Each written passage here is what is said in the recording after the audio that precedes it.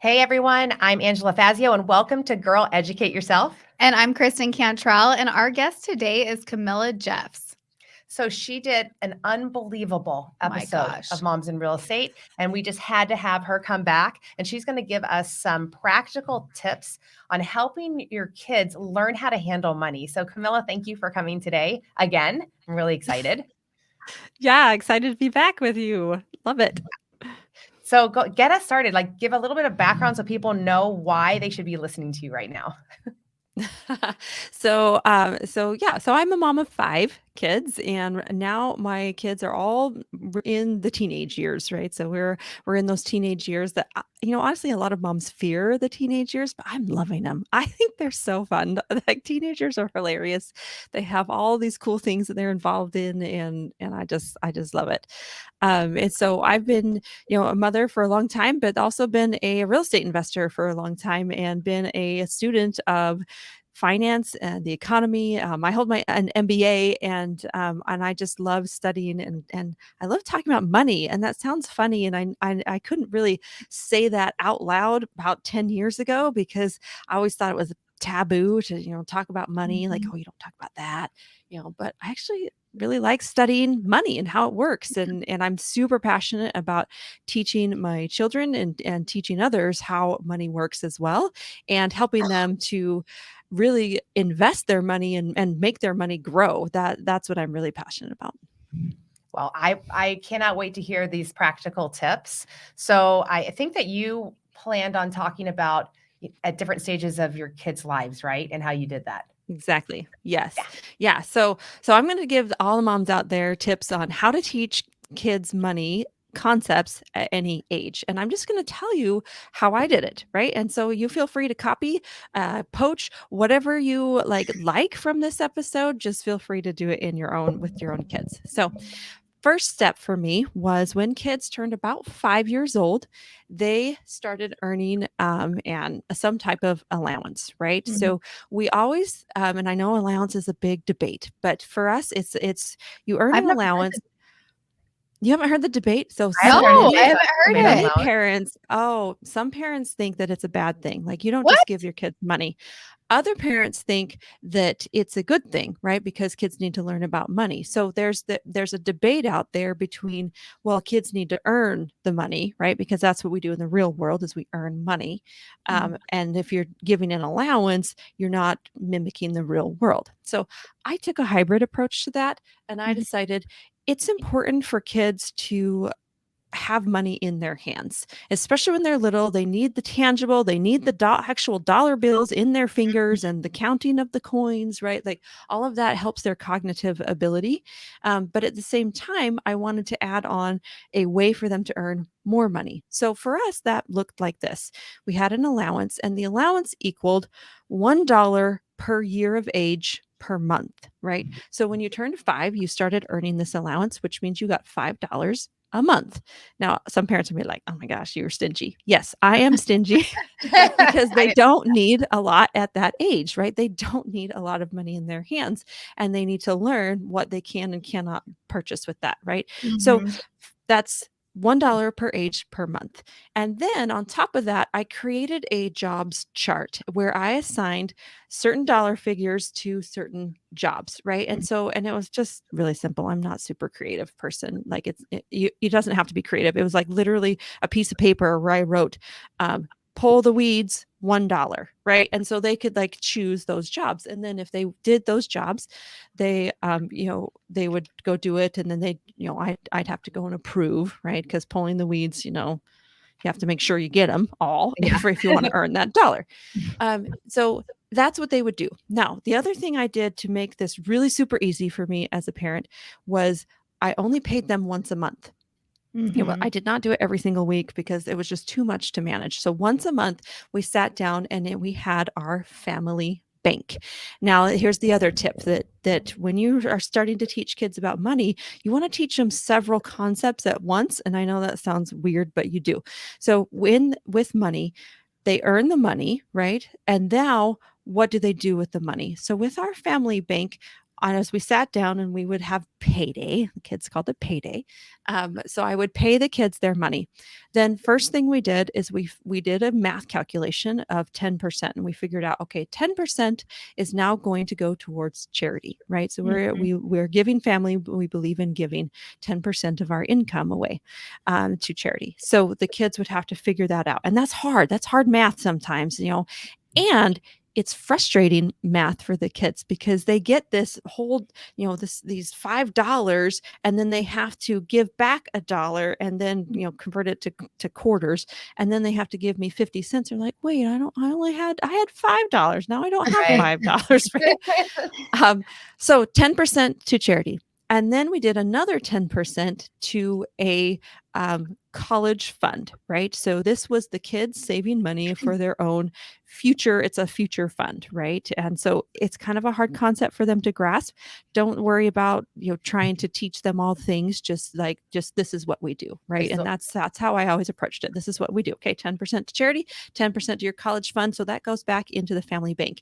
And I had a little money container, it was like a cash register, right? And that's where we would keep the cash in there. And then also I just had a card, and on the card we just wrote the kid's name, the date, and then the amount that they put into this college or wedding or whatever business fund, right, for later. Then mom and dad matched that, right? So whatever amount went in there, we matched. And so we would write down the kids' amount, then we would write down our amount, and then we would tally it up. And then every month they could see that growing on paper, right? So this is the two different concepts. You have the tangible, and then you have the kind of, the concept in the brain. So we did that. And then the next thing that they could do is they could save their money or invest their money into the family bank. And the family bank paid 10% interest per month. Wow. Oh, you're really like, oh my gosh, wouldn't that be amazing if we could earn 10% interest per month? Well, okay, yes, that is inflated.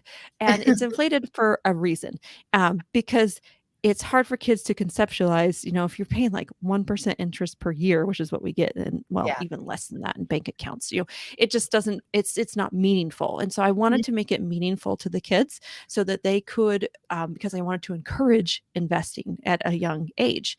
So that's what we did. And so then, but they could choose. This was not a forced, right? So charity was forced, saving for future was forced, but investing wasn't a forced thing in our family, but they could choose. And typically they would choose to put money in there because and then every month that we would say, okay, since you had $10 in there, now you get an extra $1. So now you have 11. Do you want to put more in? Oh yeah, and so, and then it just started to grow. And so we did this from ages 5 to 12.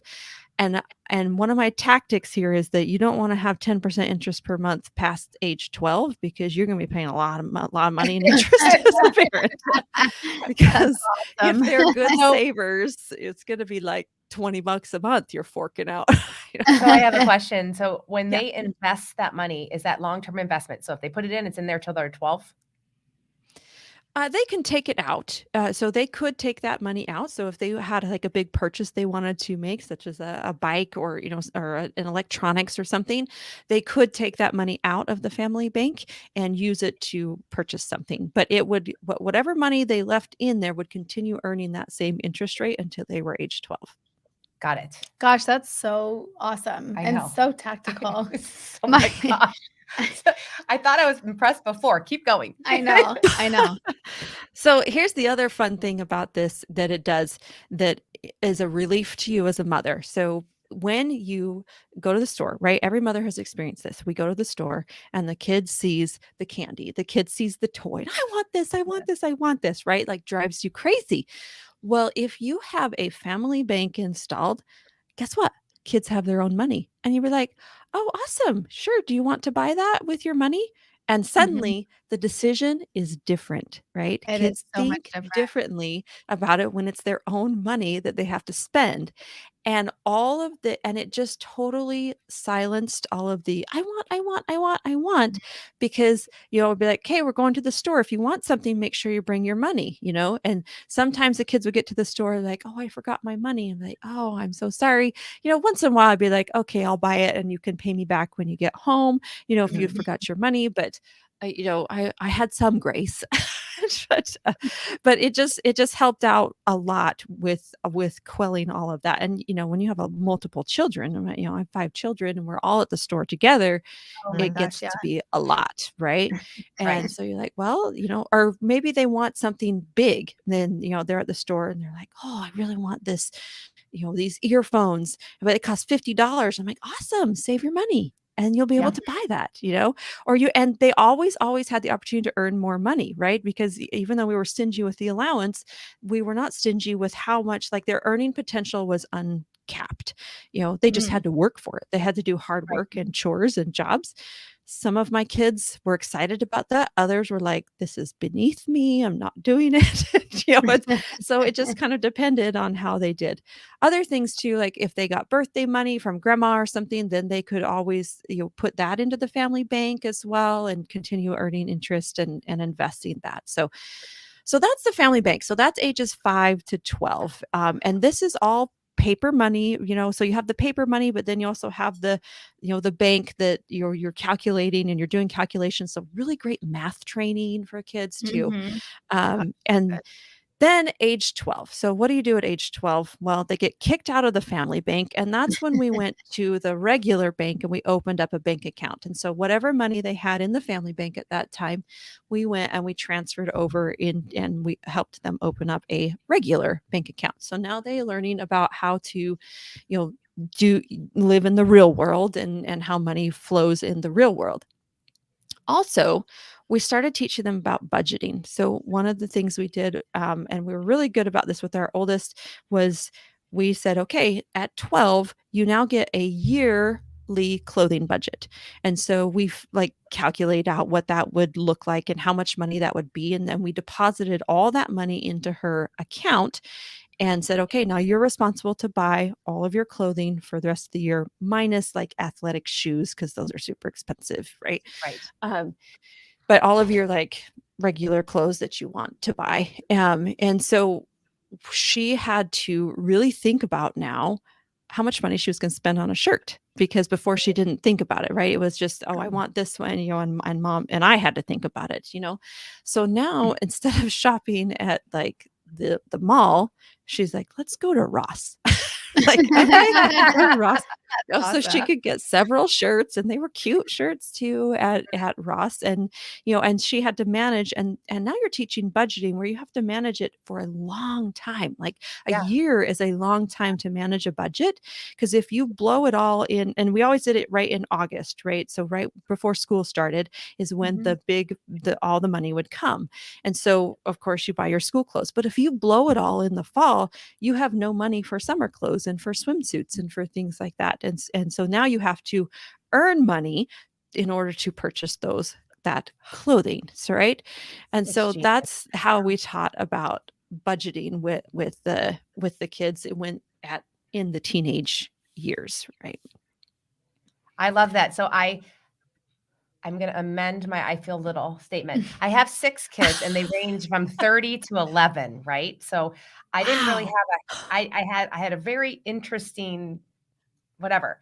I did some things really great with the first like 3. And then I got tired. And so now I'm thinking I still have hope for the 11-year-old and the about to be 16-year-old to get some money skills before they leave the You house. still So have hope. I You have hope. totally do. Well, I was just thinking, so over the weekend I let my kids 5 and 7 bring their wallets to California if they wanted to buy anything. Well, my 5-year-old stole my 7-year-old's $100 and tried to give it away the other day. He literally, my sister Oh texted no. me, "Hey, do you know that Lucas is giving $100 bill to Ollie?" I was like, "Where did he get that?" I was like, "Oh my gosh." So I'm terrible. I'm terrible. I would give him a $100 bill. I didn't. He got it for his birthday. Oh, I got I it. know. All right. Not from me, from his grandma. Okay, it's the Camilla show now. Let's Go ahead. Okay, go ahead. What else did you want to get? I'm not We going to have let you to bring stop till our I get shit it show. all. We have to bring our shit show in a little bit. Oh, All that's right, keep awesome. going. I That's love this. awesome. Okay, so at 12, right now they're kind of on they're not really on their own financially, but they're really, working towards other things and other goals. And so they still have we still have like a way for them to earn money and by doing jobs around the house, but it's also a time to encourage them to find jobs outside of the house. So what can kids do at age 12 and to earn money? Because they're not 16 yet, so they can't go work at McDonald's, which by the way I never advocate for my children. There's way better things out there to do. So at age 12, so a couple of the things that we did is we thought about entrepreneurship. Like, how can you be an entrepreneur? What are some things that you could do? And so I sat down with several of my children and we've looked at and we've mapped out, and I've encouraged them to go online and search, okay, how can 12-year-olds make money? And a lot of that is, well, you could here's a great one. You go buy candy at Costco and then take it to school and you sell it to your friends. And there you go. For you mark it up, right? Like everybody marks up the candy from Costco. So you can totally do that. But then think about, you could be a babysitter, right? So a lot of my girls did a lot of babysitting, mowing lawns. You could, create a little business where you go out. You could like clean up dog poop in the neighborhood. You could, pull garbage cans to the road for people on the day that it's garbage day because everybody forgets all the time, right? And so there's all sorts of things that kids that age they can do to really start bringing in better income, rather than just pulling the weeds for $1. Because at that point they're like, I'm not pulling the weeds for $1, mom. Like that's ridiculous. I'm like, that's fine. It's always there if you need it. But and so then they start learning about how to really put themselves out there. And we would create like flyers that we'd go and we'd put at neighbors' houses about, hey, here's the services that I offer. At 12 is a really great time to be a mother's helper, where maybe you're not ready to like fully babysit, but moms who work, and right now is a perfect time. Like so many of us work from home and need help with the kids, someone to just play with them because we don't want to take them to daycare. That's too expensive. But if you're a 12-year-old and you can be a mother's helper, you come in and play with the kids. So mom has a couple hours to work. Fantastic. I need one of those this job. summer. I had one of those Yes. for the baby. Everybody needs one. Oh, I need I loved that. it. I know. It works really great. It works really great. So all sorts of things that kids can do to really start earning money and putting themselves out there.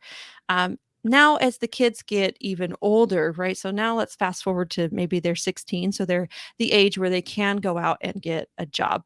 So all along, I've always told my kids that having a skill is better than not having a skill, right? So if you have a skill, you can monetize that skill. So case in point, my 16-year-old daughter has been working at playing the piano since she was 8, and she has developed this skill.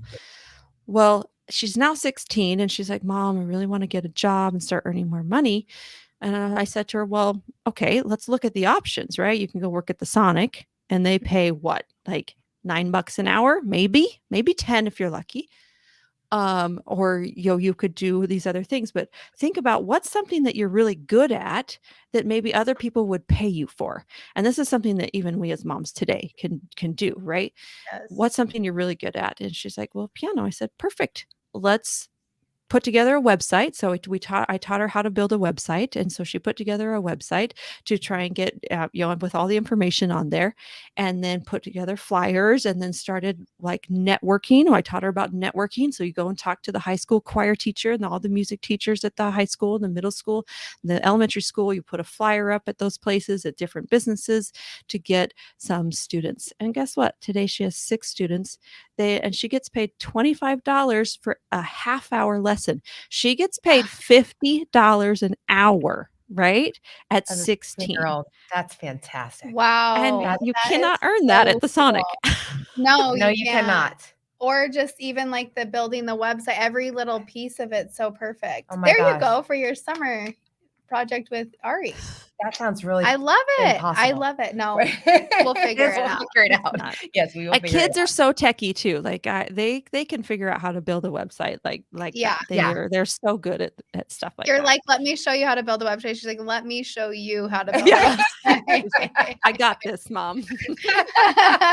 That's awesome. Oh my gosh. That's awesome. So so we've heard about the littles. We've got, up to 12, 12 to 16 and above 16. I think, and I know you have a lot more, but I'm going to make the audience wait for it because I'm going to make Camilla write a book. I know. Yeah, she is. So good. All of these things are so practical and so manageable. That's what I love about the tips that you've shared today is I'm overwhelmed by details. None of that overwhelmed me. No. It surprised me and it opened my mind, Yeah. but it didn't make me go, I could never do that. It's too complicated. Yeah. So that's what I love about your tips. There's something that people will say, yeah, I can do that. That's manageable. Yeah, Awesome. it's totally manageable. And I'm a kind of person that simplifies everything. Like I cannot take in more into my life than I could manage. But also you have to, I think one of the biggest things is you have to decide that that's an important piece of training for children. And the reason it is important is because they don't get it in schools. They don't get it anywhere else. It's like literally up to us as parents to train kids how to use money and that money is a tool and money's not something to be avoided or hated or loved or put up on a pedestal, right? Like money is just simply a tool and you got to learn how to work it. Right? You've got to learn how to work it in order to be set up in life. So one other quick tip that I'd love to give is that when the kids turn 16, think about their future investing ability. And I'm a big real estate investor, right? So to invest in real estate and to get the best loans, your credit score is important. And so when the kids turn 16, I add them to my credit card. Now, I don't give them a card that they can go and spend whatever they want, right? I just simply add them onto my credit card. So now they start building credit so that when they turn 18, 19 and get a full-time W-2 job, now they can buy their own house. They may need me to, help sign on it or whatever, but they've been earning significant income. And you'll have to listen to my other episode, the Moms in Real Estate episode, to find out how they are investing in real estate when they are 13 and 14 and earning income from that. But they will have significant income, right? And so when they get to be 19, 20 and they're ready to buy their first house, they will have an 800 plus credit score right away. Wow. That was awesome. Right? So cool. Yes, I know. I am so thrilled to have met you. I mean, absolutely. What a treat. Yes. Good job, Kristen. I know. Yes. Oh okay, my tell gosh. everybody about your coaching. Yeah. So today I do a coaching on how to become a passive investor and join a group investment in apartments. So one of the things that you think about when investing in real estate, you think, okay, well, I got to buy a rental house down the street and manage it and be a landlord. Well, guess what? There are way better ways to invest in real estate that you still preserve your time and energy. And I know as moms, time is a precious, precious resource, especially as the kids just start growing and they get so big so fast. So you can join a group investment, and become a passive investor, which means you get all the benefits of investing in real estate and you just simply invest your money and you get cash flow, you get tax benefits, and you get equity and appreciation in the property. And you never have to be a landlord. You never have to take a call. You don't even have to sign on the loan, right? Like somebody else does that. And so you rely on professionals to do all of the hard work and you join the group as a passive investor and just get passive income. So I coach on that and provide opportunities to invest in that. And you can find that at steadystreaminvestments.com, which is the name of my business. SteadyStreamInvestments.com. Awesome. Thank you so much. Yes, thank you. I really appreciate all your fantastic tips. Yes. Thanks so much for having me on. This has been so fun. I love talking about money. I just can't help it. Well, you do a good job. I know you do a good job. Yes. All right, guys. Thanks for listening. We'll see you next